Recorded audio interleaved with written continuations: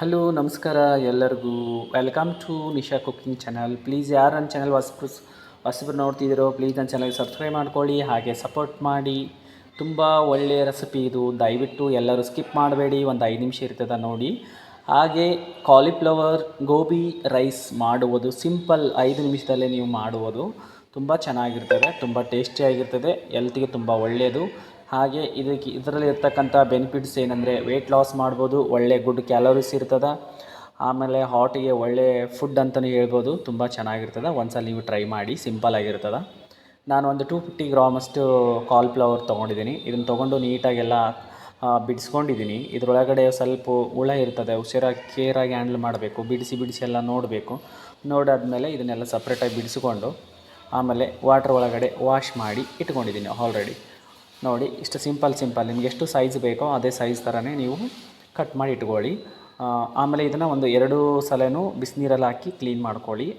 ಒಂದು ಯಾವ ಥರ ಹುಳ 1 ಅಥವಾ 2 ಇದ್ದೇ ಇರ್ತದೆ. ನೋಡಿ, ಇದಕ್ಕೆ ನಾನು ಒಂದು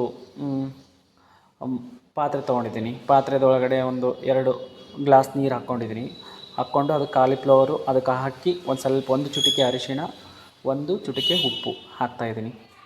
ಏಕೆಂದರೆ ಬೇಗ ಬಾಯ್ಲ್ ಆಗುತ್ತಂತ ಹೇಳಿ ಹಾಕ್ತಾರಂತೆ. ನನಗೂ ಗ್ಯಾಸ್ ಹಚ್ಚಿ ನಾನು ಗ್ಯಾಸ್ ಮೇಲೆ ಈ ಬಾಯ್ಲ್ ಮಾಡ್ತೀನಿ ಕಾಲಿಫ್ಲವರ್ನ. ನೋಡಿ ಎಷ್ಟು ನೀಟಾಗಿ ಬಾಯ್ಲ್ ಆಗುತ್ತೆ ಅಂದರೆ ತುಂಬ ಒಂದು 10 ನಿಮಿಷ 15 ನಿಮಿಷ ಬಾಯ್ಲ್ ಮಾಡಿ ಸಾಕು. ನೋಡಿ, ಈಗ ಕಲರ್ ನೋಡಿ ಎಷ್ಟು ಚೇಂಜ್ ಆಗಿದೆ ನೋಡಿ ಅಲ್ವಾ.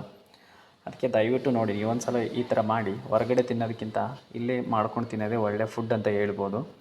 ಯಾರಿಗೆ ನಿಮ್ಮ ಮನೇಲಿ ಮಕ್ಕಳಿಗೆ ಗೋಬಿ ಬೇಕು, ಗೋಬಿ ರೈಸ್ ಬೇಕು, ಗೋಬಿ ಮಂಚೂರಿ ಬೇಕಂದರೆ ಆರಾಮ್ಸಾಗಿ ಒಂದು 10 ನಿಮಿಷದಲ್ಲಿ ಮಾಡ್ಬೋದು.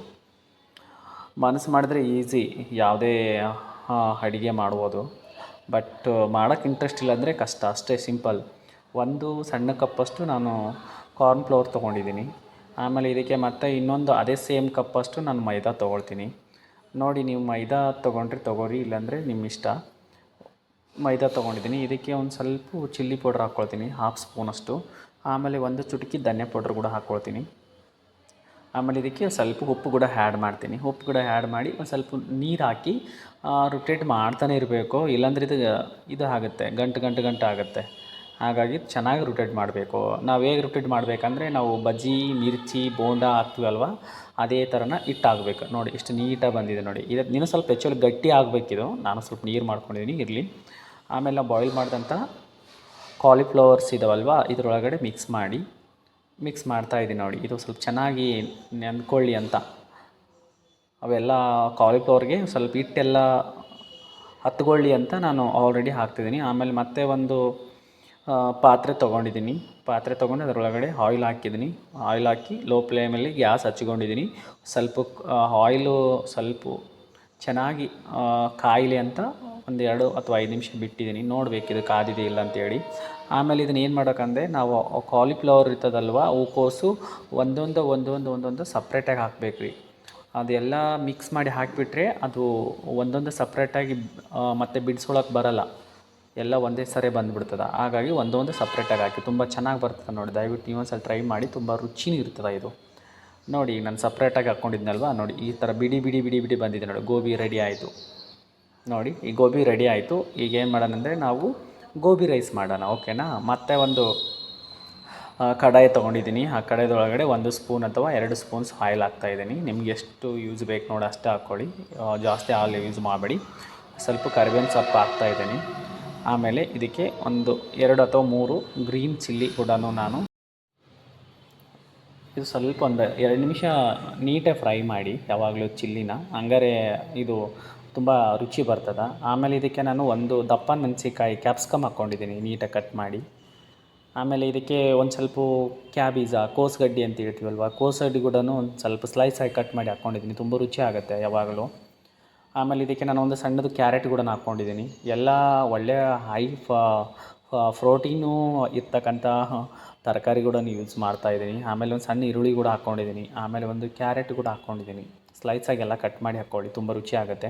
ಇದನ್ನು ಏನು ಮಾಡಬೇಕಂದ್ರೆ, ಒಂದು 5 ಅಥವಾ 6 ನಿಮಿಷ ನೀಟಾಗಿ ಫ್ರೈ ಮಾಡಿ. ಅದು ಫ್ರೈ ಮಾಡಿದಾಗೆಲ್ಲ ಸ್ವಲ್ಪ ಬ್ರೌನ್ ಕಲರ್ ಬರ್ತದಲ್ವ, ಅವಾಗೆ ರುಚಿ ತಕ್ಕಂತೆ ಉಪ್ಪು, ನಿಮ್ಗೆ ಎಷ್ಟು ಯೂಸ್ ಆಗುತ್ತೆ ಉಪ್ಪು ಅಷ್ಟು ಯೂಸ್ ಮಾಡಿ. ಆಮೇಲೆ ಸ್ವಲ್ಪ ಧನಿಯಾ ಪೌಡ್ರ್ ಹಾಕ್ತಾಯಿದ್ದೀನಿ. ಆಮೇಲೆ ನಿಮ್ಮ ಮನೇಲಿ ಟೊಮೊಟೊ ಸಾಸ್ ಇದ್ದರೆ ಟೊಮೊಟೊ ಸಾಸ್ ಯೂಸ್ ಮಾಡಿ, ಇಲ್ಲಾಂದರೆ ಸ್ಕಿಪ್ ಮಾಡ್ಬೋದು, ನೋ ಪ್ರಾಬ್ಲಮ್. ಆಮೇಲೆ ನೋಡಿ ನಾನು ಗೋಬಿ ಫ್ರೈ ಮಾಡಿದ್ನಲ್ವ ಇದಕ್ಕೆ ಮಿಕ್ಸ್ ಮಾಡಿ ಸ್ವಲ್ಪ ಫ್ರೈ ಮಾಡ್ತಾಯಿದ್ದೀನಿ. ಆಲ್ರೆಡಿ ಒಬ್ಬೊಬ್ಬರು ರೈಸ್ ಹಾಕಿದ ಮೇಲೆ ಗೋಬಿ ಹಾಕ್ತಾರೆ, ಒಬ್ಬೊಬ್ಬರು ಗೋಬಿ ಹಾಕಿದ ಮೇಲೆ ರೈಸ್ ಹಾಕ್ತಾರೆ, ಯುವರ್ ಚಾಯ್ಸ್.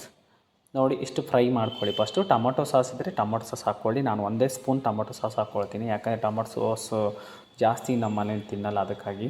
ನಿಮ್ಮ ಮನೇಲಿ ಚೆನ್ನಾಗಿ ತಿಂತಾನಂದರೆ ಹಾಕ್ಕೊಳ್ಳಿ, ನೋ ಪ್ರಾಬ್ಲಮ್. ಹಾಕ್ಕೊಂಡಾದ್ಮೇಲೆ ನೋಡಿ ರೈಸು ಈ ಥರ ಗರಿ ಗರಿಯಾಗಿರಬೇಕು.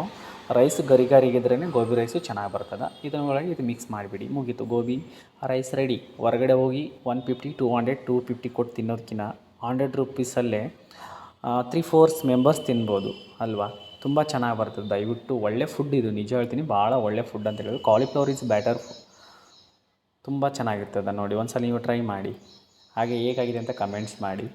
ಮತ್ತು ಇದ್ರಿಗೆ ಒಳಗಡೆ ಇನ್ನೂ ಏನೇನೋ ಆ್ಯಡ್ ಮಾಡಬೇಕಂದ್ರೆ ದಯವಿಟ್ಟು ಕಮೆಂಟ್ಸ್ ಮಾಡಿ, ನೆಕ್ಸ್ಟ್ ಟೈಮ್ ಮಾಡ್ತೀನಿ, ಓಕೆನಾ.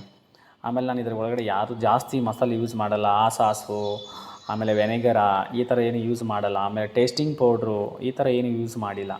ದಯವಿಟ್ಟು ಟೇಸ್ಟಿಂಗ್ ಪೌಡ್ರ್ ಯಾರೂ ಯೂಸ್ ಮಾಡಬೇಡಿ, ಹೆಲ್ತಿಗೆ ಭಾಳ ಡೇಂಜರ್ ಅಂದರೆ ಟೇಸ್ಟಿಂಗ್ ಪೌಡರ್. ಇದು ಕಾಲಿಫ್ಲವರ್ ಯಾರ್ಯಾರು ತಿನ್ನಬಾರ್ದಂದರೆ ಕಿಡ್ನಿ ಸ್ಟೋನ್ಸ್ ಇರ್ತಾವೆ ನೋಡಿ, ಅವರು ತಿನ್ನಬಾರ್ದು. ಆಮೇಲೆ ಥೈರಾಯ್ಡ್ ಪ್ರಾಬ್ಲಮ್ ಇದೆ ನೋಡಿ, ಥೈರಾಯ್ಡ್ ಪ್ರಾಬ್ಲಮ್ ಇದ್ದರೂ ತಿನ್ನಬೇಡಿ ದಯವಿಟ್ಟು, ಓಕೆನಾ. ಥ್ಯಾಂಕ್ ಯು ಸೋ ಮಚ್ ಎಲ್ಲರಿಗೂ. ಲೈವ್ ಬಂದು